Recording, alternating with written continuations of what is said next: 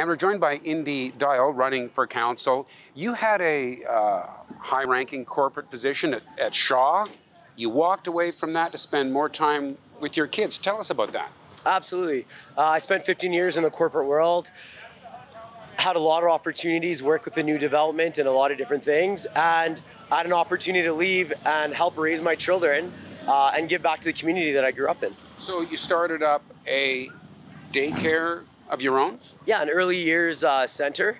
We're currently working on expanding, but it's so powerful to be able to give back and work with the children and watch them grow from these little toddlers to these children that are going to kindergarten and excited and confident and happy, and it's a very powerful feeling. Well, it's nice to hear an active parent. Okay, but what translates into something that can help us run this fast-growing city? What's your value to a city council? A year in corporate leadership, 15 years there, and then the last 4 years from going back to school to working in the field to now creating a small business has given me an opportunity to see the big picture as well as the small picture, small businesses, and be able to make tough decisions that a lot of people are afraid to make today. Right. So, big issues facing this city. Homelessness. Do you have any thoughts on how the city can help guide things as we deal with that?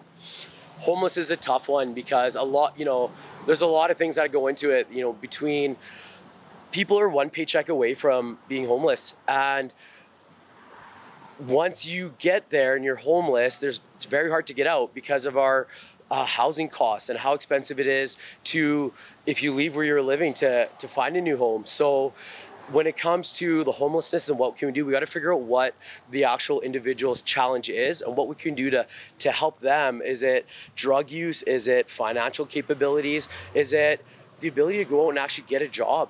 So we got to figure out what's actually wrong and go back to the grassroots of those problems and help each individual find a place to live and be happy. You were describing a day you were walking with your daughter, Canada Day, and there was someone walking down the street that made your daughter feel unsafe.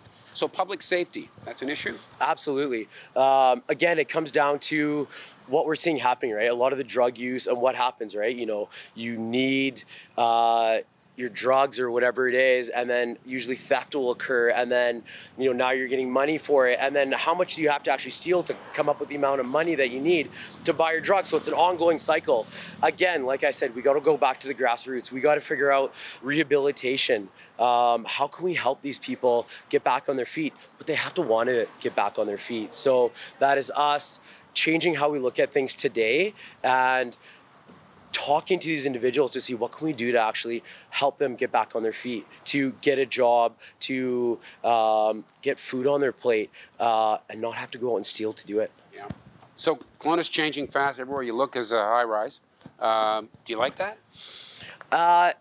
Yes and no. I do, at my age and growing up here, I love the look of it. It has a big city feel, but I don't want to lose the high rise, like the skyline. It is so beautiful. So we have to have a proper mix, mid-level developments, maybe smaller footprint, small single family units. I think that is an opportunity.